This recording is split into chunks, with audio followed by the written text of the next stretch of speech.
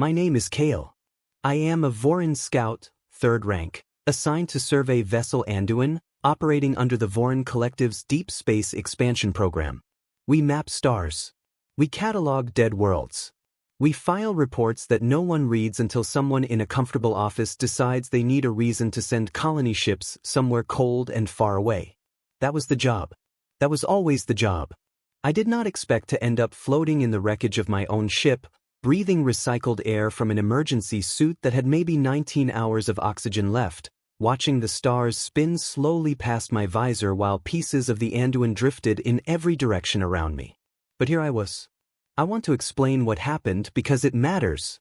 Not because I think anyone will believe me right away, but because when I eventually got out of this, if I got out of this, I needed the full sequence of events to be clear.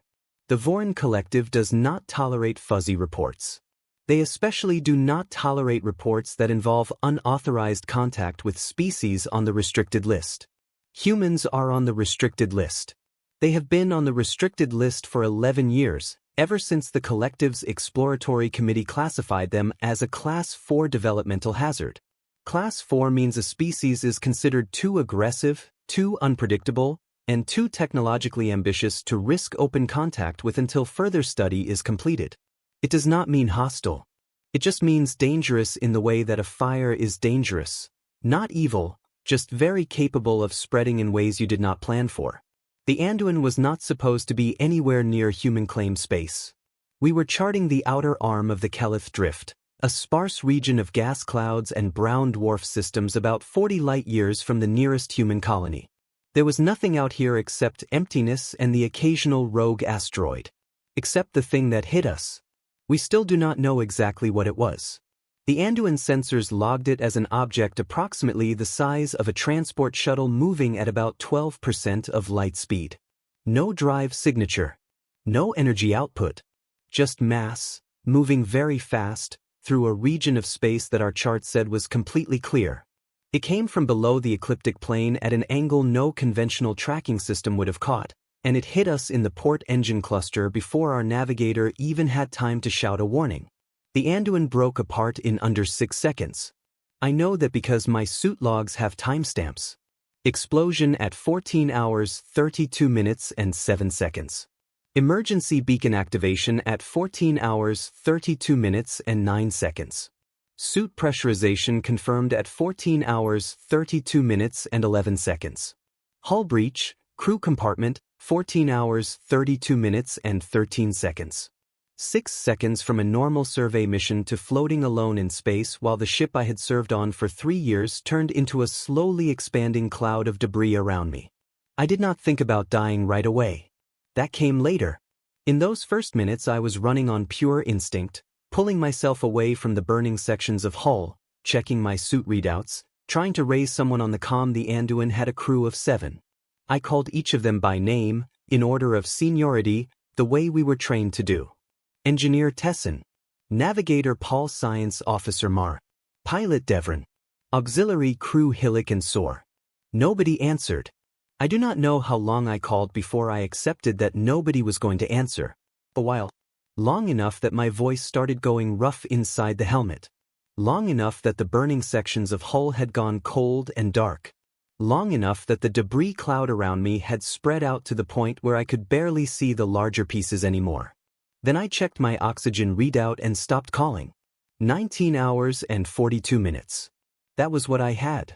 The Vorin emergency beacon I had activated during the explosion would send a distress signal on standard collective frequencies. Under normal circumstances, a collective rescue vessel could reach my position in approximately 30 hours if one happened to be in the region, or 4 to 6 days from the nearest colony. My beacon had an effective range of about 2 light-years. I did a rough calculation in my head while I drifted. 19 hours of oxygen. Nearest collective vessel probably 30 hours away at minimum. Best case scenario, I was dead in 19 hours. Worst case, I was dead in 19 hours. The math was not complicated. I turned off the distress beacon to save power, not because I thought it would help, but because doing something felt better than doing nothing.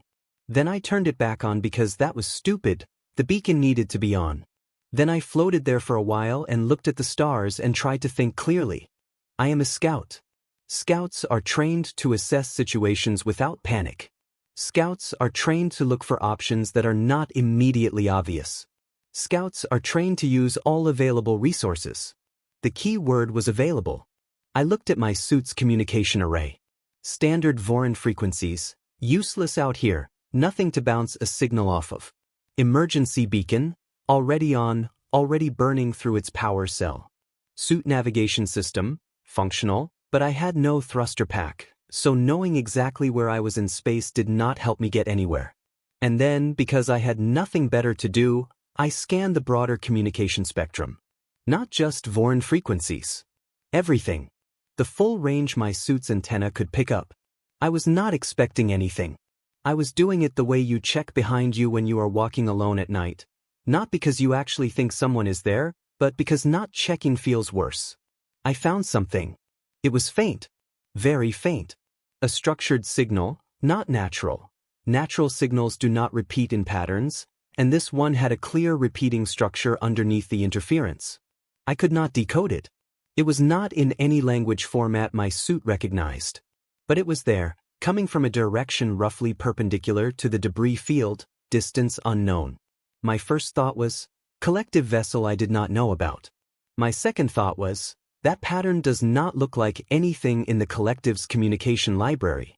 My third thought came slowly, the way bad realizations always do, creeping in from the edges of your mind before they hit the center.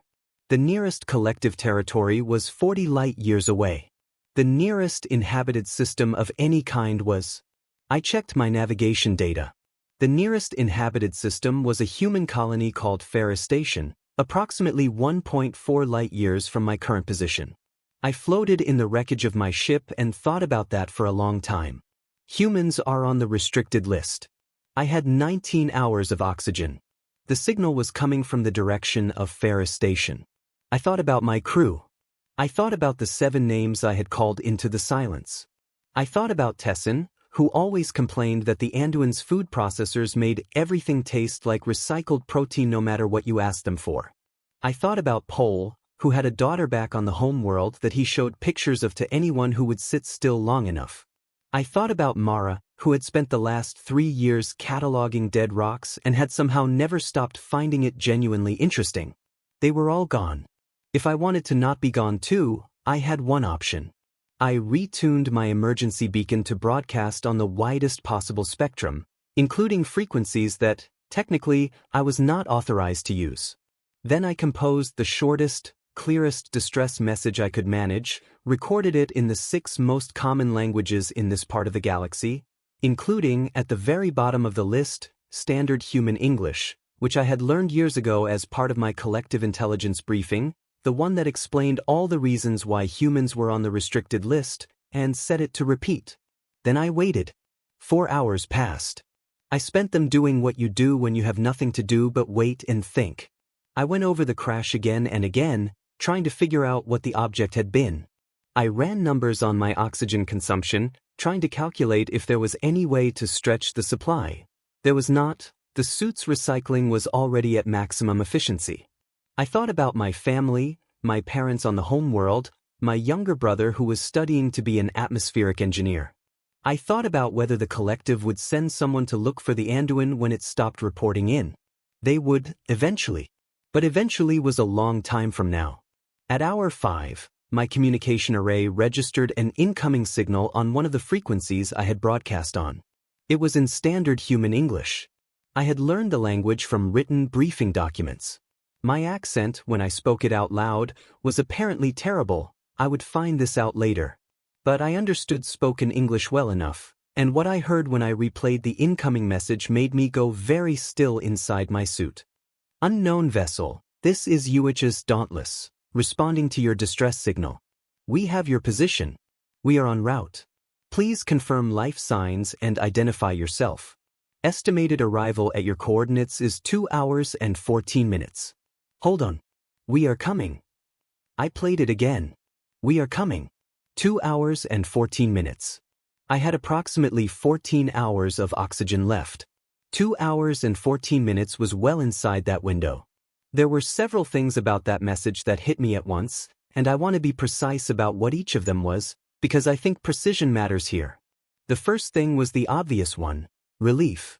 A kind of relief so sharp and sudden that it actually hurt, the way blood rushing back into a numb limb hurts. I was going to survive. Probably. Someone was coming. The second thing, right behind the first, was fear. Not of dying. That fear had quietly settled into something dull and distant over the last 5 hours. This was a different kind of fear, the kind that comes from the unexpected. Humans were on the restricted list. I had called for help on a frequency I was not supposed to use, and the thing that had answered was the exact thing the collective had told me to avoid. That was either the best possible outcome or the beginning of something much more complicated. The third thing, and this one surprised me because I would not have predicted it, was the specific phrasing of the message. Hold on. We are coming. I had studied human communication patterns in my briefing documents. The collective's intelligence reports on humans describe them as a species driven heavily by in-group loyalty, capable of extreme sacrifice for members of their own group, but historically inconsistent in their treatment of outsiders. The reports suggested caution in any interaction, citing numerous historical examples of humans responding to unknown contact with aggression or exploitation. But the message was not cautious. There was no preliminary assessment, no request for me to prove I was not a threat, no committee convened to discuss whether responding was strategically advisable.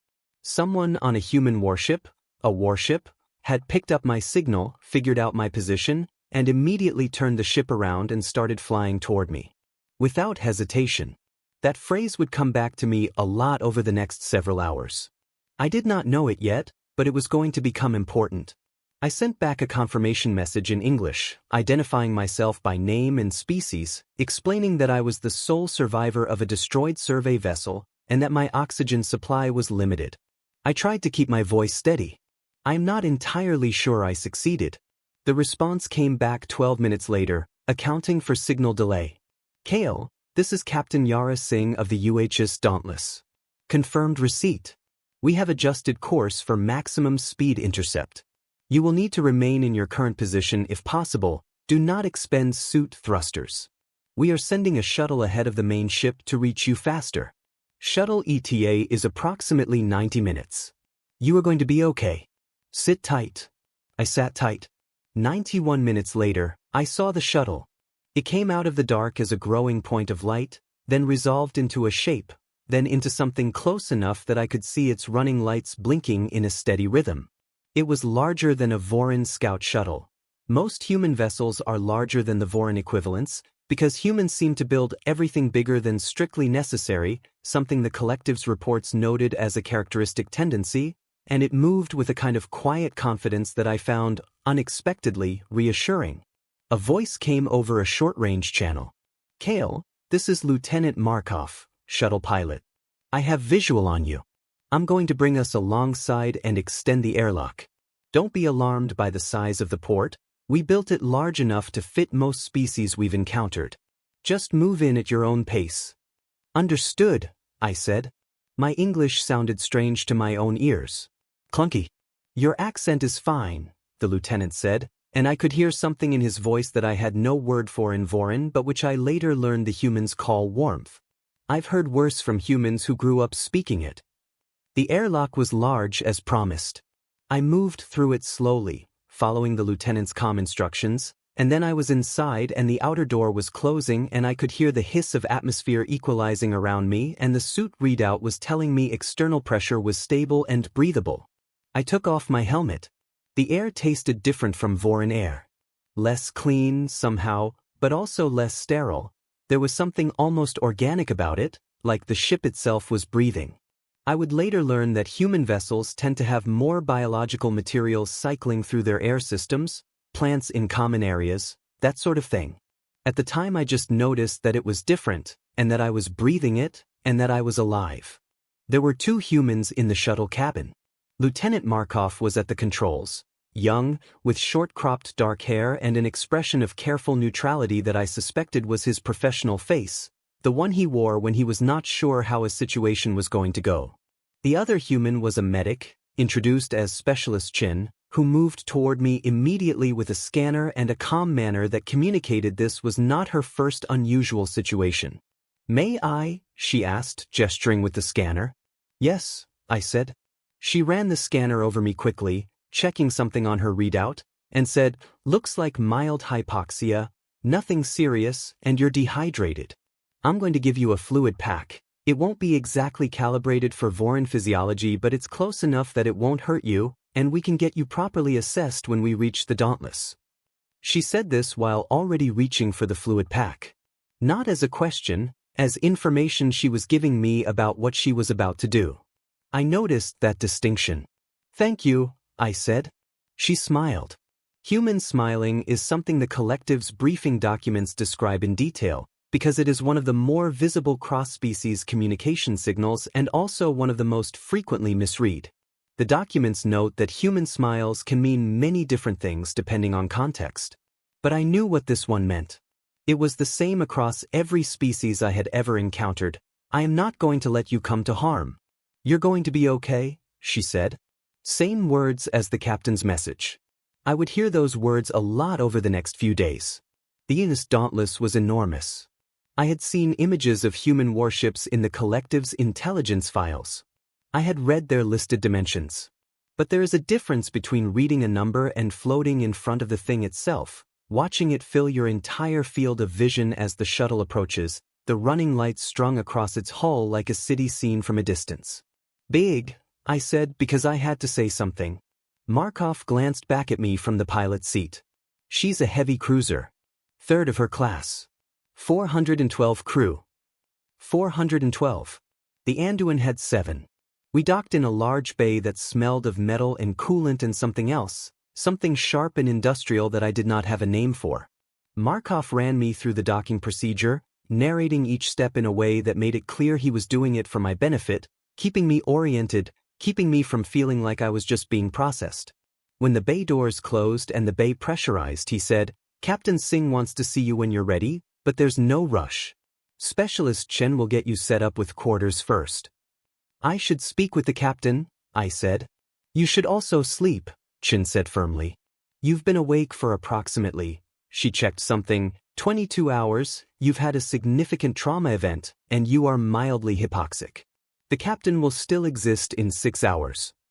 I looked at her. "That's a joke," she said. "Mostly. Sleep first." "I mean it." I slept first. The quarters they gave me were larger than my bunk on the Anduin. There was a cot, a small desk, a terminal, and a window that looked out into space.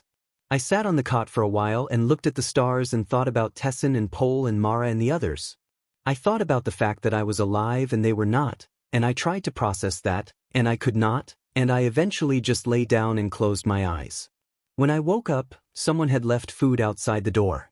There was a note attached, handwritten, on actual paper, which I found unexpected.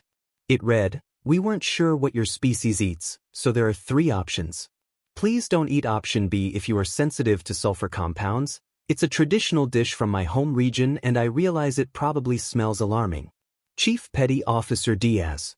Option A turned out to be something bland and inoffensive, a grain-based preparation that tasted mild enough to be safe.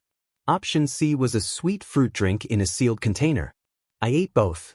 I left option B alone, because it did, in fact, smell alarming. Then I went to find Captain Singh. She was not what I expected. The collective's files on human military command structures suggested that warship captains tended to be older, heavily decorated, institutionally cautious individuals who had reached their positions through a combination of tactical competence and political navigation. The files described them as figures of authority who projected controlled power. Captain Yara Singh was not old. She was not decorated in the physical sense. Her uniform was clean and correct but plain. She was not particularly large, which I had half expected because the human instinct toward physical intimidation had featured prominently in several of the behavioral analysis sections. She was standing at a viewport in what I was told was called the Ready Room, adjacent to the bridge, and she was drinking something hot from a ceramic mug, and she turned when I entered and looked at me with an expression that was direct without being aggressive. "Kale," she said. "Sit down.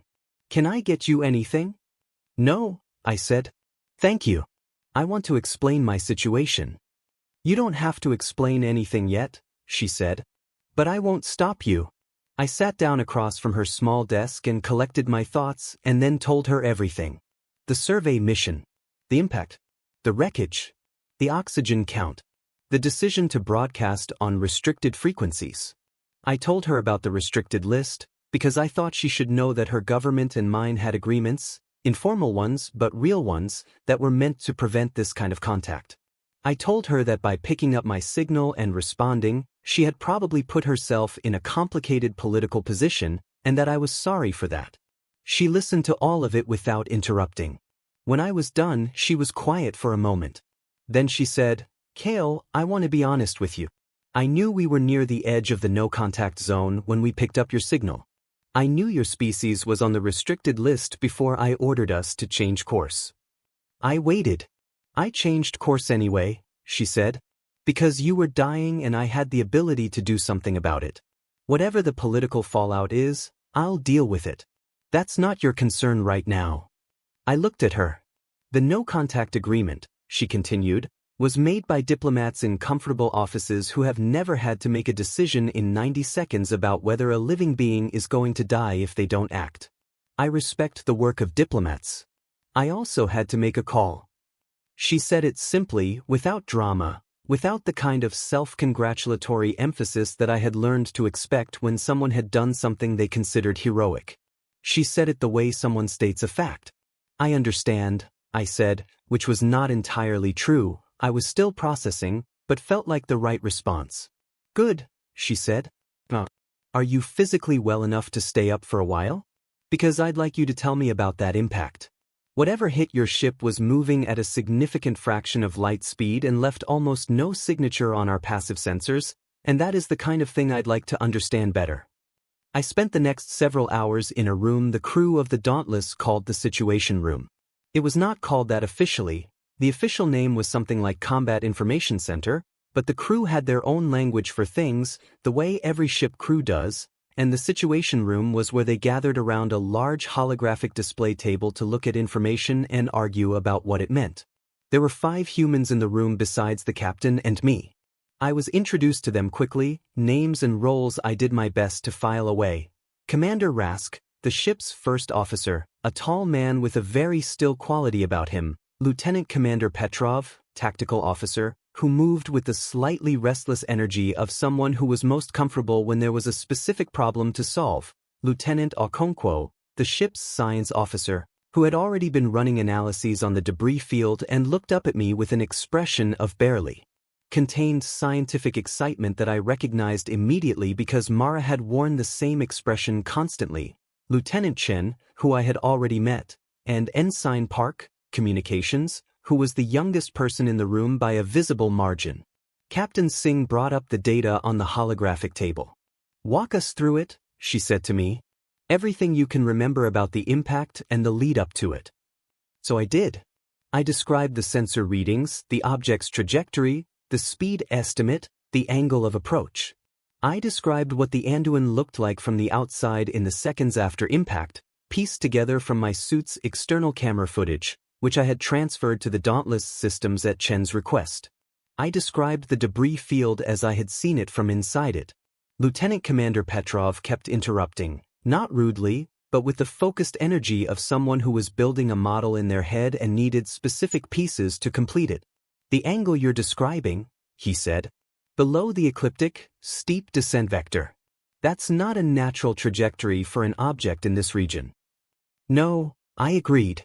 And no drive signature at all. None that the Anduin's sensors detected. But our sensor array was not oriented for objects approaching from that vector. We were charting ahead and to port. Something coming from below and behind would have been in our minimum sensitivity zone. Petrov and Okonkwo exchanged a look. What? I asked.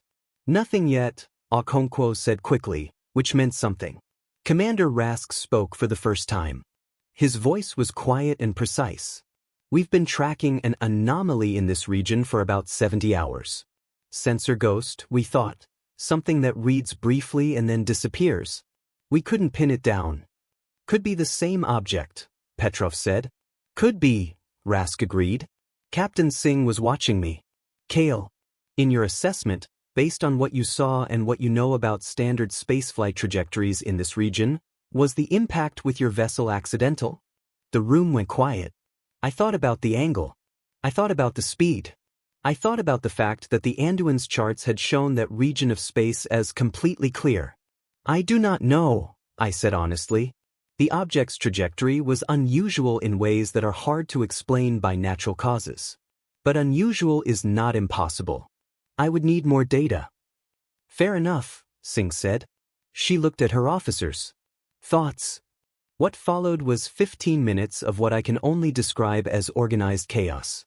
The humans talked over each other frequently, but not in the way that sounds like conflict. It sounded like a kind of synchronized improvisation, each person building on or pushing back against what the previous person had said, the whole exchange moving toward something. I had attended many briefings in my time with the collective. They did not sound like this. They were careful, formal, sequential. This was something different, faster, noisier, and somehow more productive.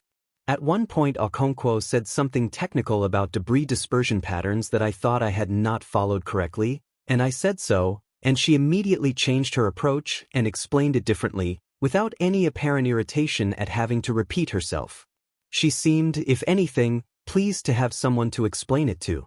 At another point Petrov proposed something that Rask disagreed with strongly, and they argued about it directly and completely, and then Singh said something that settled it, and Petrov said, "Fine, you're probably right," with no apparent wounded pride, just a quick recalibration. It was not how the Vorin do things. I found myself paying attention to the process as much as the content.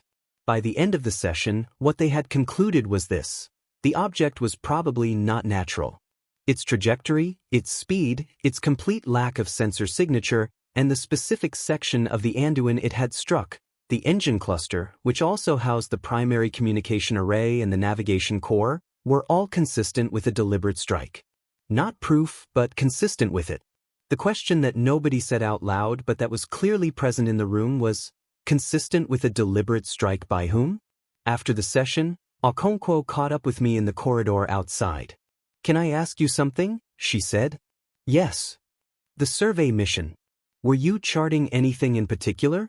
Any specific systems? Or was it general mapping?" I considered the question.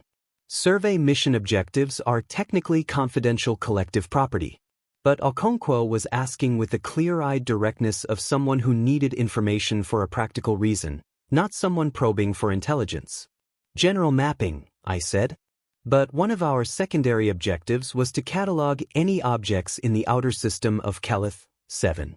There were readings that suggested possible refined metals, which can sometimes indicate prior civilization."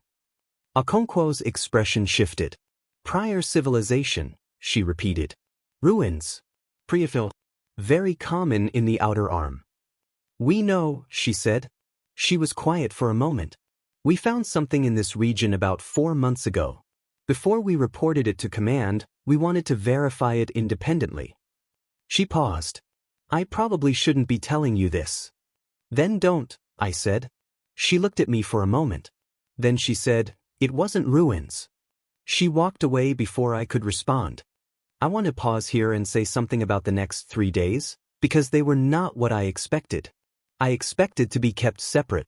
I expected careful management, limited access, supervised interactions, information given only on a need-to-know basis. I expected the collective's reports on human caution toward outsiders to prove accurate in practice, even if the initial rescue had been unexpectedly generous. That is not what happened. What happened was that the crew of the Dauntless treated me, essentially, as a person who had been through a hard thing and needed to recover, and who also happened to have information that was relevant to their current situation and who might be useful to think with. Specialist Chin checked on me twice a day and calibrated my food and fluid intake with a methodical care that I found both medically reassuring and somehow personally touching. Lieutenant Markov, the shuttle pilot, ate dinner in the common area at the same time I did for 3 days in a row, and talked to me about nothing important, just things, stories about his home city, questions about Vorin survey work, a long discussion about a sport called football that I still do not entirely understand. Chief Petty Officer Diaz, whose handwritten note I had kept because it seemed like the kind of thing worth keeping, taught me the names of the constellations that humans navigated by, a different set of names for the same stars I had been cataloging for 3 years under different names entirely. Commander Rask, on the second day, stopped me in a corridor and said, very quietly, "I want you to know that I have read the collective's standard first contact risk assessments. The ones about us." The pause. "They are not entirely wrong." "No," I agreed. "They are also not entirely right," he said and walked on. Captain Singh invited me to sit in on the morning briefings, which are a daily ritual on human warships apparently, a summary of the night's sensor logs and any overnight developments. She did not ask me to contribute. She just said, "You might find it useful and you're welcome." I attended all 3 briefings. I found them useful. On the third evening, she found me at the viewport in the common area, the one with the best view of the debris field that we were still orbiting slowly, waiting for a collective vessel to arrive to take me home. "How are you doing?" she asked. It is a question I have been asked many times in many contexts, and it usually means a specific limited thing. Are you physically functional? Are you a problem I need to manage? I have learned to give the answer that corresponds to that specific limited thing. But Singh was looking at the debris field when she asked it, and her voice had a tone that suggested she knew what the debris field was. 7 people I had called by name into silence, and was asking about something bigger than my physical status. I looked at the debris field too. "I do not know yet," I said. She nodded, the way someone nods when they understand that some things cannot be answered quickly. "I lost crew," she said after a moment. 2 years ago. Different situation. Different kind of loss." She paused. "It doesn't resolve quickly. I don't want to tell you it does." "No," I said. "I did not think it would." We stood there for a while, watching the debris field drift past, and she did not try to fill the silence, which I appreciated. The collective vessel arrived on the 4th day. It was a diplomatic courier, small, fast, crewed by officials rather than military, which told me that the collective was treating this as a political situation first and a rescue situation second. The ranking official was a senior diplomat named Vess, whom I had met once at a survey briefing and found to be precise and humorless in the way of someone who has spent a long career managing situations that were somebody else's fault. She boarded the Dauntless with 2 junior officials and 3 armed escort. The escorts were standard protocol but unnecessary, as I could have told her. The meeting between Vess and Captain Singh lasted approximately 2 hours. I was present for the first part of it, at Singh's request. Vess wanted me debriefed by collective personnel before any further interactions with the human crew. Singh said that the debrief could take place on the Dauntless with collective personnel present, and that she thought it was important for me to be part of the conversation given that I was the person the conversation was about. Vess was not pleased by this. Singh was not moved by Vess being not pleased.